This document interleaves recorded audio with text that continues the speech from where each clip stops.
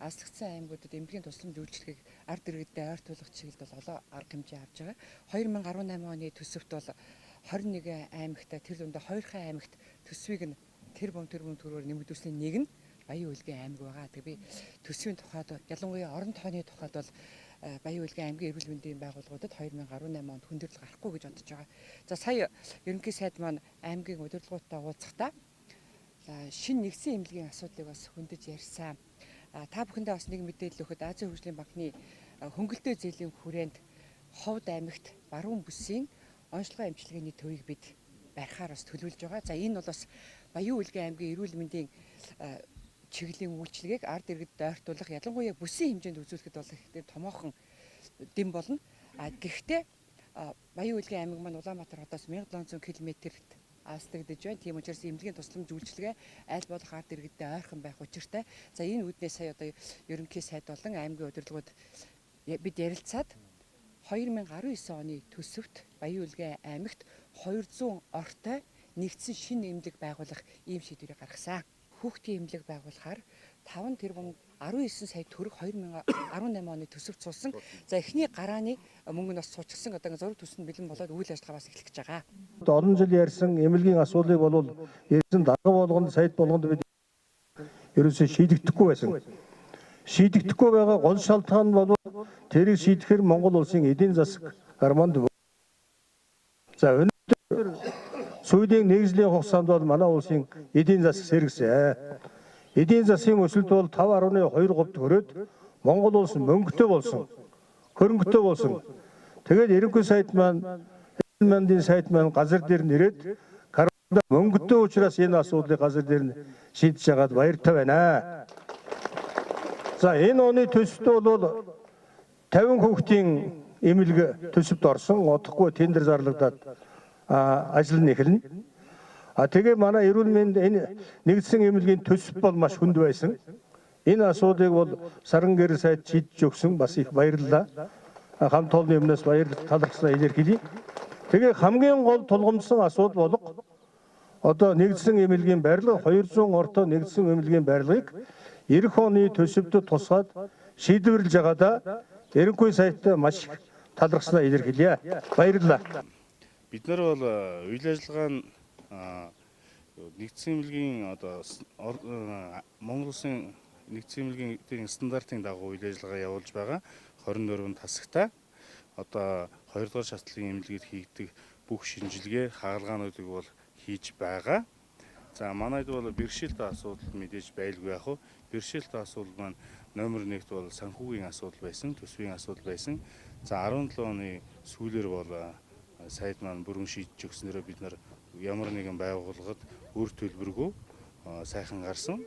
За 18 онд бол энэ үйл ажиллагаа бас яг хэвэн яваад ингэж бид нар бодож байгаа. За энэ нь бол өргөө гарах бол эхнээсээ харагдаж байгаа. Эхний 3 сарын байдлаар бол ингээд өргөө ингээд явж байгаа бас сайхан авууштай тал байгаа. За дараагийн гол тулгамдсан асуудал маань одоо нэгдсэн эмнэлгийн байшин барилгын байшин савын байрлал савын асуудал байсан.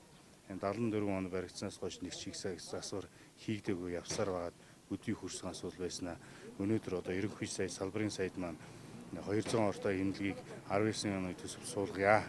50 ортой хүүхдийн эмнэлгийг 18 онд ингээд баригдгаа шийдвэрлүүлье гэснээрээ одоо ингээд бидний гол тулгамдсан хоёр асуудал маань шийдэгдэж ах шиг байна. Дээрээс нь бас ганц хоёр тоног тохиромжийн асуудал байсан.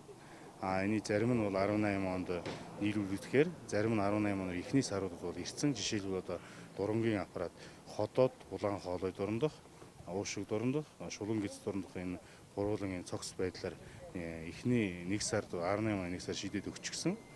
За үлдсэн 2-3 аппаратыг манад 19 оны төсөв суулгахаар сая хурал дээр шийдвэрээ гаргаад явлаа. Бас их баяртай мэдээ байна. Тэгэхээр одоо бидний ирээдүй бол ГГТ гэгээлэх одоо цаашдаа бол ажлын амжилт гаргах бүрэн боломжтой нөхцөл харагдаж байгаамаа. Чингис сумын иргэн өндөр настан 9 гэрэл хөө. Эмчнэрийн харьцаа сайн штэ. Одоо дөнгөж сая цаанд гарсан болохоор удаадаг одоо хүлээгээ сууж байна. Түүнээс биш ирсэн дараа үйлчилгээ хүний нэг бичиг сторент тэр бүхнийг дороолгүй биелүүлж зурж өгдөг байхгүй юу гарын хэсгийг. гаднаас иргэсэн юм тавь авч үзээг эндээс аваад дэвшлүүлж байсан. Манай цэнгэл сумын нэмлэгийн одоо энэ жоохон тутамг хүртэм ч юм уу та. Эмэрлээ гэдэг 2-3 хоногийн дараа л бас нөгөө хүний хэрэгцээний юм очоод авъя гэхээр байхгүй дуусчдаг. Тэгэхээр гол болоод тийм ч юм уу нөгөө эсвэл санхүүжилтээр нь болж байгаа юм уу бид нэр бас сайн болохгүй л. Тэр цэнгэлээс ирээсээ хөнгөлтэй юм авч үзээх. Тэтгэврт гарсан хөгжтүүд бид нэр одоо даралт маралт гэсэн хэрэгцээний хөнгөлтэй юм ирээсээ нэг ч удаа авч үзээх. За эрүүл мэндийн яамнаас бол 2017 оныг нийгмийн эрүүл мэндийн дэмжигчил болгон зарласан байгаа. Яг үүнтэй холбогдуулан манайх болохоор 2017 онд бол олон ажил зохион байгуулсан. Би бол яг нэгдсэн эмнэлэгт бол нийгмийн эрүүл мэндийн тусламжуулалтыг хариуцдаг учраас нийгмийн эрүүл угаасаа эрүүл мэндийн тусламжуулалтыг маань эмнэлгийн болон нийгмийн эрүүл мэндийн тусламжуулалтыг хуваагдаж явдаг байгаа.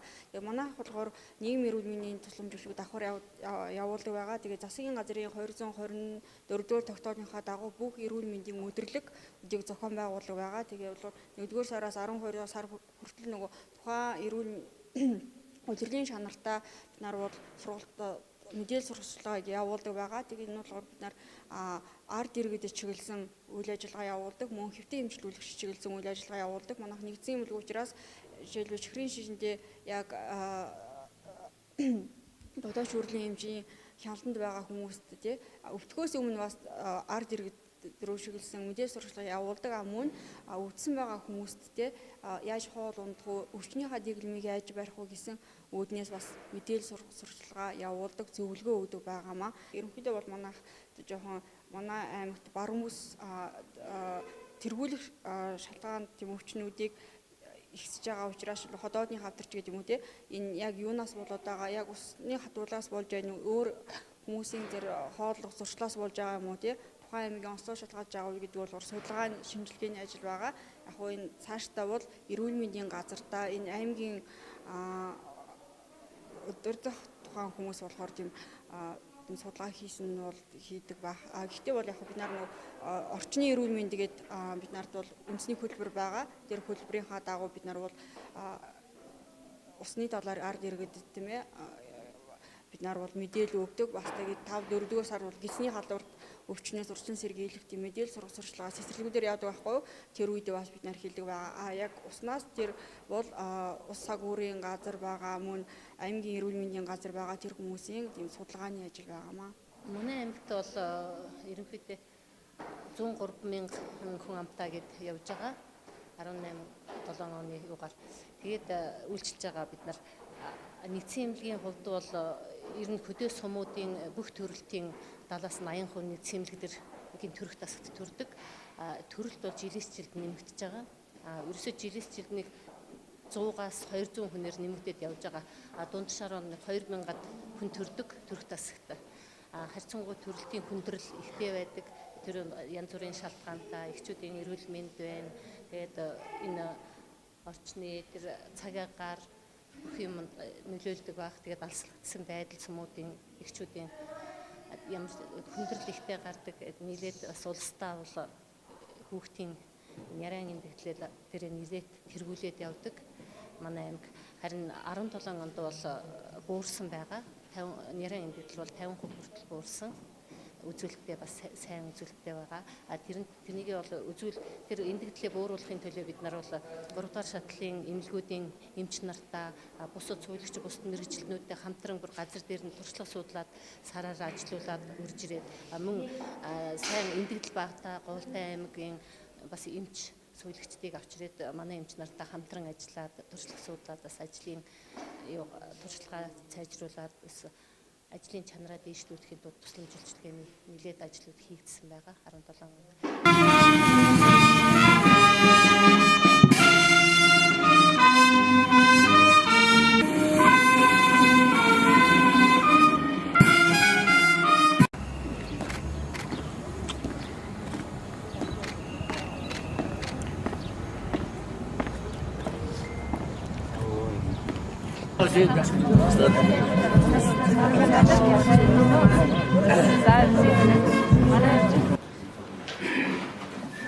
Хаалтанд өнөөдрийн мэндийг дэвшүүлэн мэдчилье. Ажлын хэсэгт орж ажиллаж байгаа сайдуудад тэнцвэрийн хуулийн эцсийн дарга хорлоо. Намайг хэрэмсгийн дарга циркулат захиргаа өдрөгийн эцсийн дарга ерөнхий сайдтай малын тоо 200 мянга байна. Нийгмийн эдийн засгийн талаар тэнцвэрээр татварын авлагын төлөвөө бол жилийн эцсийн байдлаар нэг 24% давж биелэг.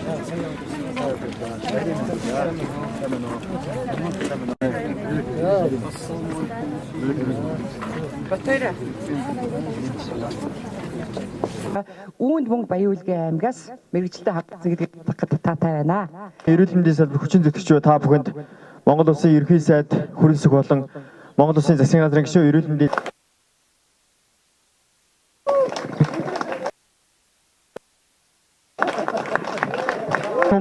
гардуулан өгж байгаа. Тэ манай кабинетийн одоо ахмад бидэндээ одоо сайхан өмгөх шиг болдог ийм сайхан сайд галимхан дарга Баваржан дарга хоёроо сайн туслаараа. Энэ хоёр дарга маань одоо маш сайхан мэдээ байгаа. За энэ бол 94 юмч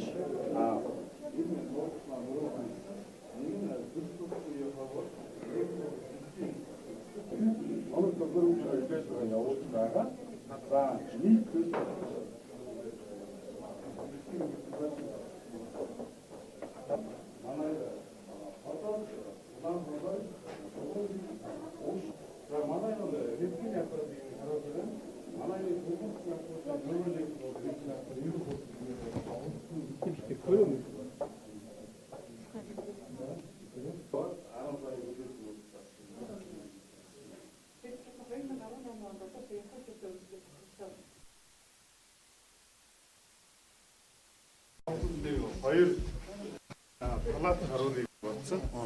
Бүгдээрээ хүний төлөө, эрүүл мэндийн салбарын төлөө ялангуяа юм мал амтны гаралтай дээр ийм нөхцөл байдал үүссэн. Энэ тийм яриа биш.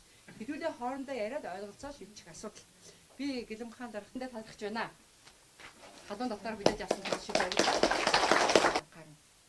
Та бүхнийхээ нүрийг харчаад талсаад байгаа юм шиг. Яг бол 1700 км-ийн За Сарангил сайданд баярлалаа. Наурыз мөрөмийн